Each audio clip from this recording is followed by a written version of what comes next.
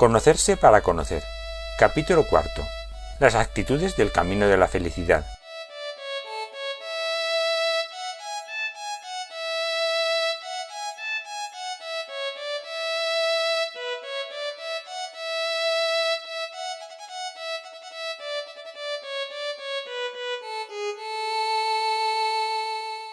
En la charla anterior comentamos las vías de drenaje de la ansiedad y el sufrimiento que conducían a la satisfacción engañosa y componían el ciclo corruptivo.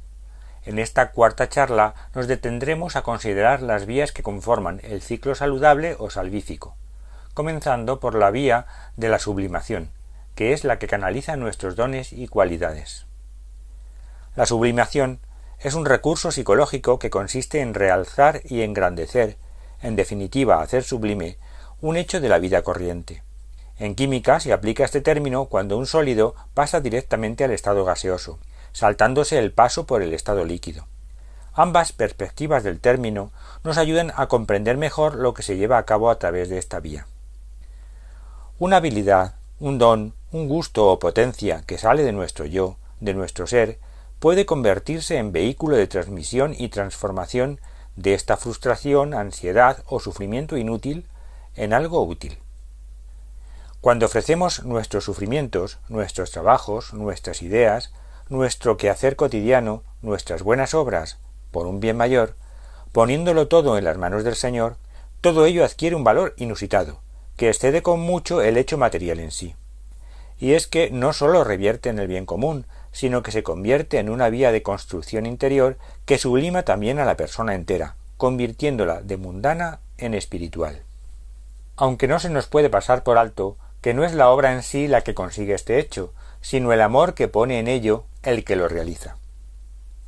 Algunos ven a quien hace muchas cosas aparentemente buenas y dicen «¿Cuánto ama?», aunque dice no conocer a Dios, y se admiran. Incluso hay personas que afirman ser muy buenas personas y tener amor de verdad a tal o tales otras, pero que insisten en no saber nada de Dios. Pero eso es como el ejemplo que pusimos en la charla anterior de quien nada en el mar y ni conoce ni sabe lo que es el agua. O no nada en el mar, o es cuestión de un breve tiempo en que lo averigüe. Es decir, o no aman y se buscan a sí mismos en lo que hacen, con lo que estaríamos en la relación de necesidad o poco más, o es cuestión de tiempo que se encuentren con Dios, porque Dios es amor, como dice San Juan en su primera carta. Esa actitud de amor es la que diferencia una sublimación de una adicción, al trabajo, sea el caso, o de una egolatría de santidad, que también suele acompañarse de adicción a las grandes penitencias, por ejemplo. Podría suponerse también, apoyándose en la experiencia de la práctica diaria, que también existiría una vía más, dedicada a la expresión verbal de los problemas. Y así se suele decir que quien cuenta sus problemas se libera de ellos, o como yo digo, los demonios se expulsan por la boca. Y eso solo es aparentemente verdad, porque no es la pura expresión o comunicación verbal la que sirve de drenaje de la ansiedad o sufrimiento acumulado, ya que hay personas que cuentan y cuentan sus problemas sin parar y nunca se liberan de la ansiedad generada por ellos. Sino lo que verdaderamente sirve es el canal por el que esta comunicación se vehicula. Es decir, si la expresión verbal se produce a través de la confianza entre amigos que da el amor, o la sublimación que supone la confesión sacramental, o por el lado corruptivo, el drenaje emocional que supone la catarsis a través de la violencia verbal o las pasiones verbalizadas. Lo que hacen entonces los psicólogos, que no contemplan el amor de verdad en su práctica profesional, es intentar revestir de sublimación su actividad, para conseguir del paciente una transferencia emocional o bien una catarsis. Aprovechemos pues nuestros dones, gracias y talentos, que para eso nos los ha dado Dios, y no tendremos que recurrir a todas estas estratagemas, ni vernos y ponernos en situaciones tan complicadas. Puede que la sublimación no revierta las heridas producidas por la somatización en el pasado, ni sus secuelas, pero sí las puede sanar definitivamente en el presente, asumiendo sus secuelas, las cicatrices y taras, y restableciendo el equilibrio y la armonía en la persona.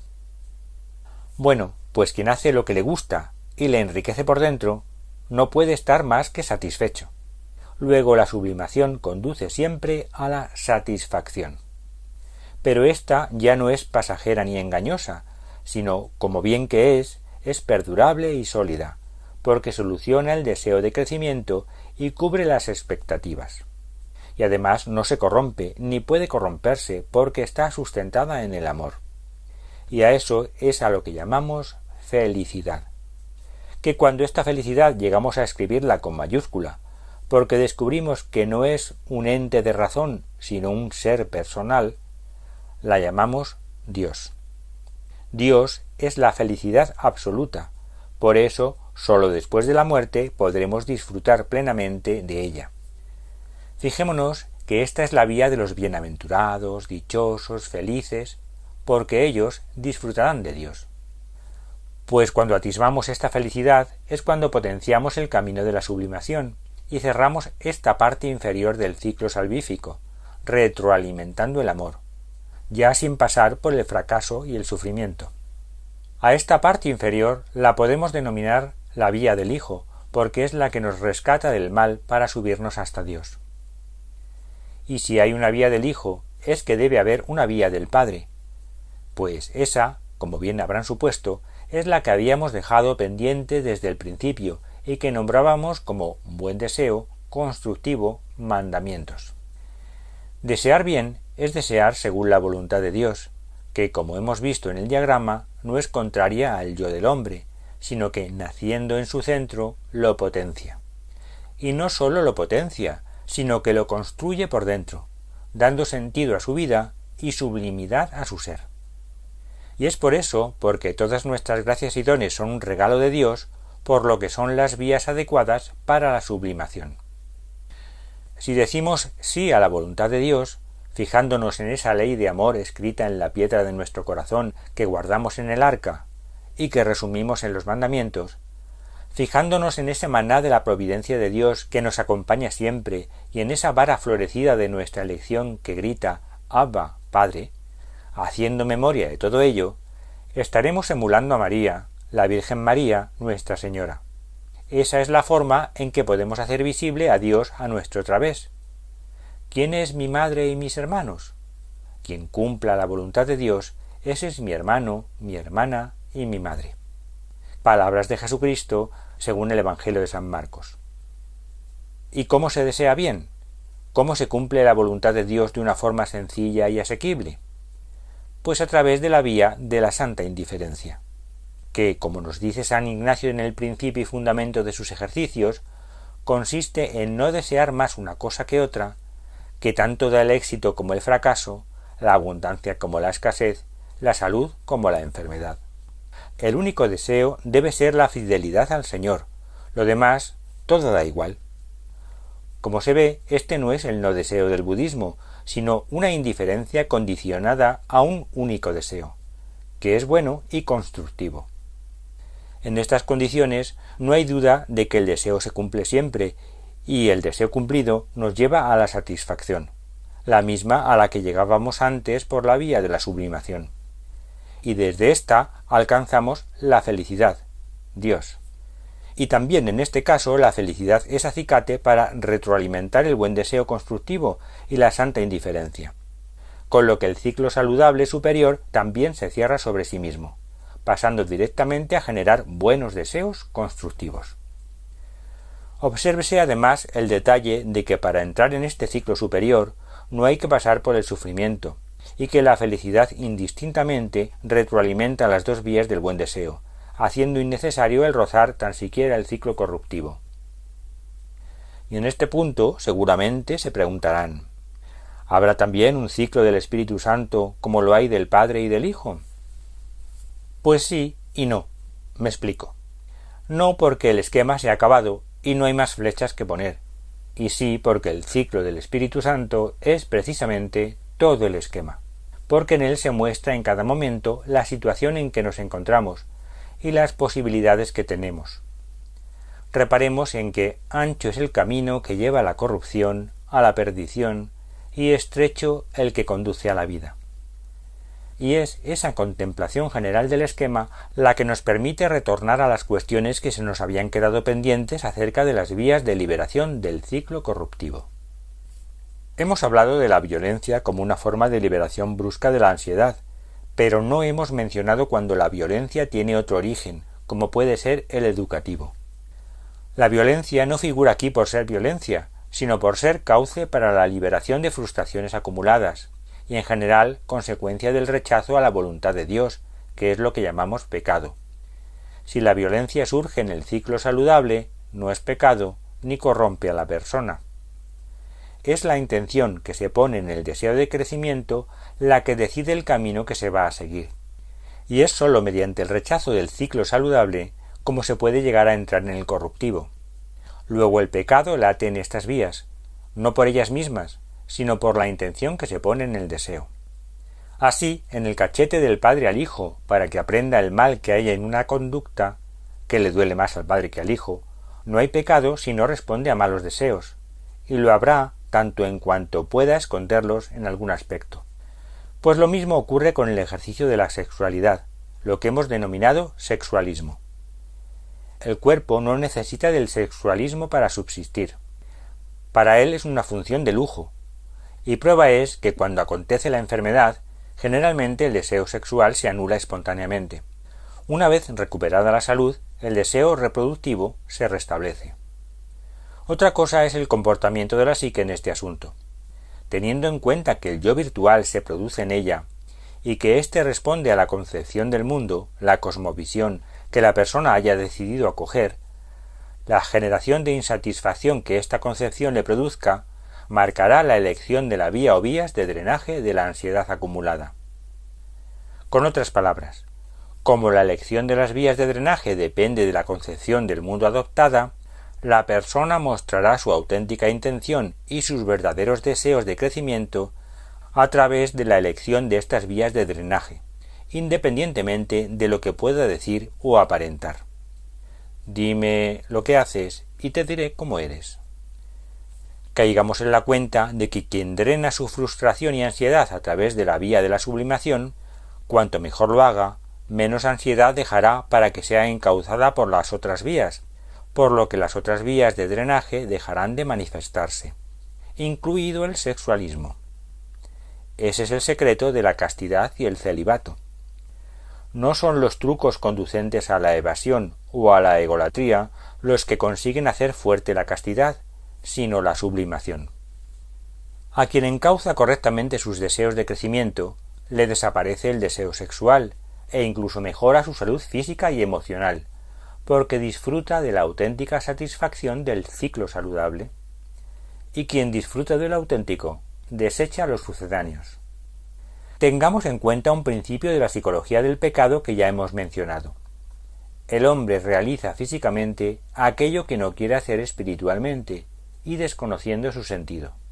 Así, quien no es productivo espiritualmente a través de la vía de la sublimación, debe serlo físicamente a través de la vía del sexualismo, pero perdiendo la noción de equivalencia a consecuencia del rechazo.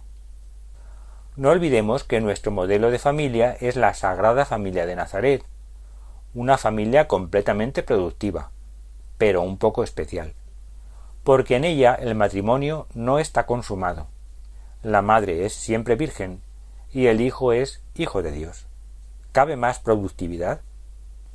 Pero entonces, ¿el matrimonio? Me dirán.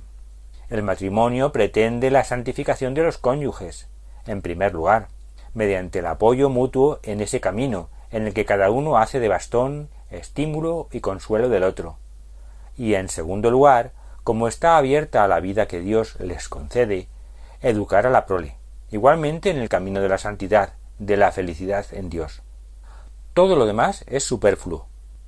Fijémonos bien, no sea que vayamos a poner los pilares de nuestra familia justo en lo que no cuenta. Ni que decir tiene que todas las desviaciones de la sexualidad, si se ejercen, nos están indicando que hemos cambiado de vía de drenaje, y se trata de formas de adicción y de egolatría, aunque el objeto de las mismas venga presentado como sexual. Insisto en que el problema en estas vías no está en las vías en sí, sino en el origen de la frustración que las pone de manifiesto, en la intencionalidad del deseo. El problema es más hondo que el hecho en sí. No nos podemos quedar solo en la superficie, en la apariencia, si queremos solucionar o ayudar a solventar el problema. En cuanto a la vía que hemos indicado como egolatría, ya hemos mencionado antes que es una vía de mayor inmadurez y suple a la del sexualismo cuando esta última se halla dificultada o impedida. Por ejemplo, en la enfermedad. Hay enfermedades que no bloquean la vía del sexualismo, pero en general cualquier afección física de cierta importancia afecta a la disponibilidad habitual de esta vía. Si la persona enferma no sabe o no quiere utilizar la vía de la aceptación y la sublimación, el deseo de liberación se tendrá que eliminar por cualquiera de las otras vías. Teniendo en cuenta, además, que como lo habitual es que el insistente deseo de salud no se vea cumplido, la frustración y la ansiedad se agolparán con más intensidad y el deseo de liberación se hará especialmente marcado. ¿Qué ocurre entonces? Pues que la utilización de la vía de la violencia se manifestará de una forma más habitual, más paulatina, lo que apreciaremos como irritabilidad y mal humor. Y como la enfermedad consigue hacerse centro de atención para la persona, según veíamos en el diagrama, al utilizar también la vía de la egolatría, la enfermedad pasa a ser, asimismo, objeto de culto para todo el ambiente que rodea al enfermo, con lo que el sujeto reclama este culto que debe ejercerse a través de su persona, lo que da origen a la demanda de atención constante y obediente que reclama el enfermo. Esto no son matemáticas, y cada enfermo reacciona de una manera y mezcla las vías como le conviene, aunque no sea consciente de que lo hace. Pero sí vale para hacernos una idea general y saber así cómo ayudarnos a nosotros mismos o a quien sea menester.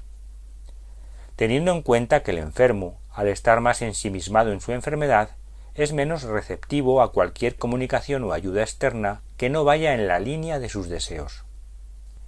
Además de lo que hablamos aquí, son de las condiciones psicológicas del enfermo, que requieren de la intervención de su voluntad, no de los condicionantes físicos que alteran la capacidad de decisión, estado de coma o lesiones que alteran la conciencia o la percepción.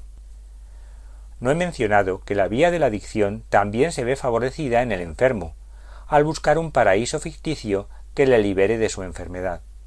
Si este paraíso se consigue con fármacos, o con ejercicios, o con rituales, o con lo que sea, pues dependerá de su grado de frustración o desesperación el que se decida a adentrarse en él. Además, caigamos en la cuenta de que el foco de tentación no soy yo, puede y suele colocarse sobre el foco de enfermedad, haciendo creer que el estar enfermo es ser enfermo. De ahí que el foco de enfermedad se vuelva tan absorbente y egolátrico, distrayendo y alejando a la persona de su auténtico ser, haciéndola confundir la apariencia, el estar, con la esencia, el ser, y llegando a convencerla de que ella es así. Pero la persona no es su tara, su defecto, su enfermedad o su pecado. Eso es un engaño. El enfermo es, en consecuencia, una persona bastante perdida en sus decisiones y muy necesitada de ayuda que hay que saber ofrecerle para que ésta sea acogida. Y para ello se debe conocer muy bien este árbol de decisiones, para saber dónde nos encontramos y cómo salir de los atolladeros. Las personas que se dedican a ayudar y atender a los enfermos deberían conocer todos estos recursos para poder reconducir las desviaciones, por el bien de esos enfermos a los que acompañan. Pero no solo vale para ayudar a los enfermos, sino también a cualquier persona, y en general al hombre situado en la sociedad actual. Miremos un poquito tanto el esquema como el diagrama para ubicar en ellos las tendencias más generalizadas en nuestro mundo. ¿Qué concepto se tiene del hombre? ¿Hacia dónde camina? ¿Qué vías de liberación de su frustración utiliza? ¿Qué papel tiene Dios en su vida?